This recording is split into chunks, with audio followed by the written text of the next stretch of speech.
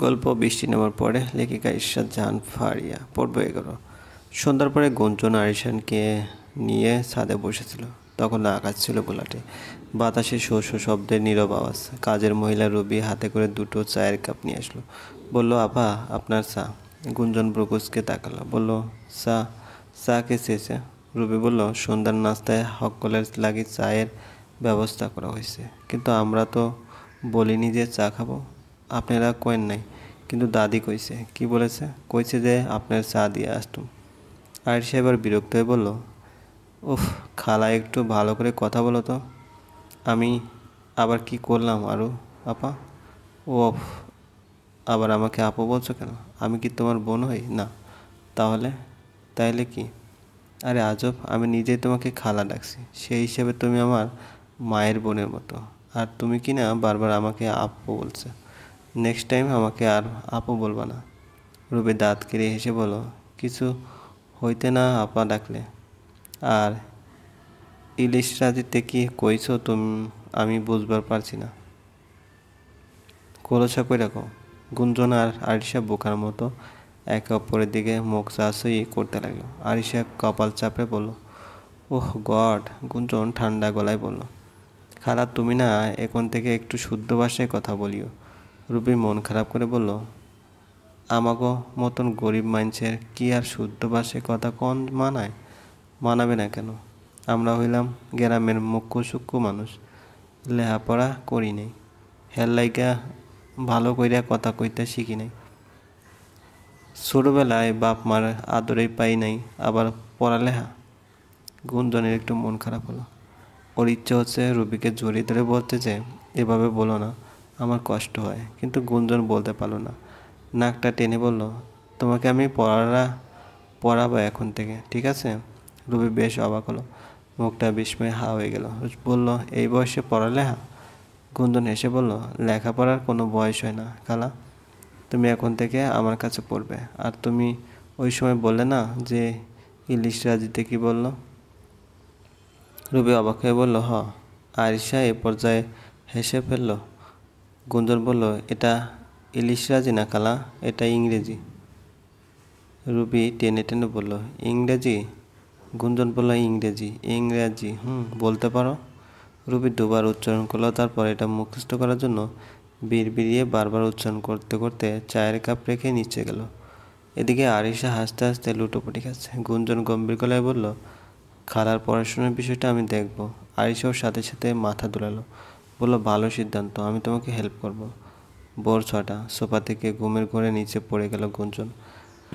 ছাদ থেকে দুপদাপ শব্দ আছে। গুঞ্জন রেগেমেগে বিছানায় ঘুমিয়ে থাকা মিন্ময়ের দিকে তাকালো। চাদর গায়ে দিয়ে গুটি সুটি মেরে শুয়ে আছে, দেখতে লাগছে পুরো আদুরে বেড়ালের মতো। কিন্তু এই মুহূর্তে গুঞ্জনের অনেক রাগ হচ্ছে ওকে দেখে। ইচ্ছে হচ্ছে ওর গলায় ছুরি চালিয়ে দিতে। গুঞ্জনের আরামের ঘুমটা নষ্ট করে এভাবে বেড়ালের মতো শুয়ে শুয়ে ঘুমাবে, সেটা তো গুঞ্জন হতে দিতে পারে না।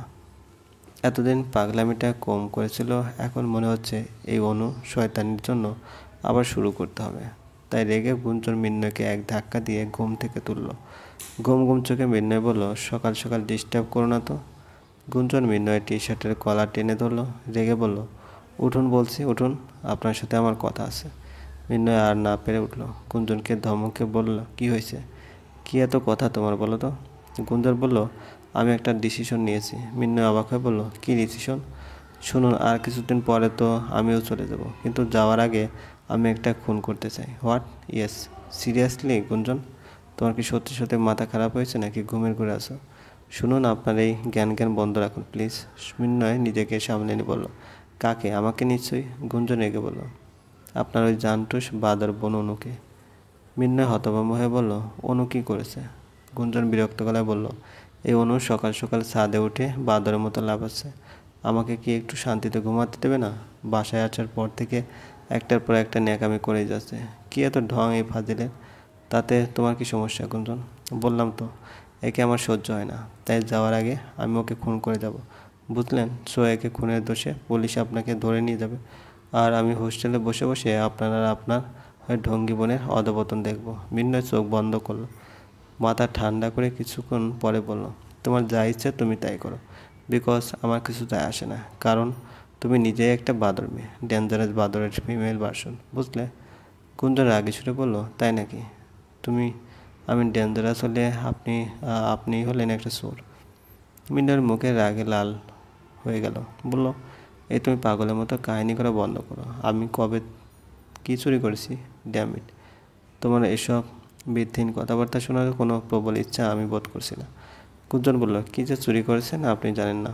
আপনার মন যে অনু চুরি করেছে, আর আপনি যে অনু বেপ্পির মন চুরি করেছেন, আমি কি তা জানি না? অথচ আমি আপনাকে আমার বয়ফ্রেন্ড হওয়ার অফার দিয়েছিলাম। সিসি। মিন্নয় বিরক্ত হয়ে ধমকে উঠল, বলল, স্টপ দিস ননসেন্স। তুমি যদি এই মুহূর্তে এখান থেকে না যাও, তাহলে আমি কি করব সেটা নিজে জানি না। গুঞ্জন পা দোলাতে দোলাতে হেসে বলল, কী আর করবেন? কিছুই তো করতে পারেন না। আমি চলে গেলে সব শিখে নিন, ওকে? মিন্নয়ের ধৈর্যের বাঁধ ভেঙে গেল। এই মেয়ে যে আবার নিজের পুরাতন রূপে ফিরে এসেছে তা বেশ বুঝতে পারল। রাগে ওর কপালের রগ ধপধপ করছে। এতটা রাগও কোনো দিন হয়নি। গুঞ্জন হাত ধরে হ্যাঁচকে টান দিল, আর হাতের টাল সামলাতে না পেরে গুঞ্জন পড়ল একেবারে মিন্নয়ের বুকের উপর, আর মিন্নয়ের চাদরটা নিয়ে নিজেদের ঢেকে নিল। গুঞ্জনকে চেপে ধরে পাগলের মতো ঠোঁটে ঠোঁটে ডুবালো। হতভম্ব গুঞ্জন কিছু বোঝার আগেই যে এমন একটা বিদঘুট পরিস্থিতি পড়বে তা স্বপ্নেও ভাবতে পারেনি। মিন্নয় ওর থেকে একটু হালকা হয়ে মুচকে এসে বলল, আমি তো শুধু আমার নয়, আমি তো শুধু তোর। দূরে ঠেললে রাত্রি হব, কাছে ডাকলে ভোর, অনিদ্র কিরণ। বলেই আবার ঠোঁট ছোঁয়ালো গুঞ্জনের ঠোঁটে। তখন ভোরের সূর্য পৃথিবীতে সোনা রঙা পবিত্র আলো ছড়াচ্ছিল। মুখমলের মতো নরম বাতাসে পবিত্রতা অনুভূত হচ্ছিল খুব করে। সুবাসে ভরে উঠছিল এই পবিত্র ভোরের আলোরা। পবিত্র অনুভূতিরা চলবে। গল্পটি ভালো লাগলে অবশ্যই লাইক করবেন, কমেন্ট করে জানিয়ে দেবেন। ধন্যবাদ, ভালো থাকবেন।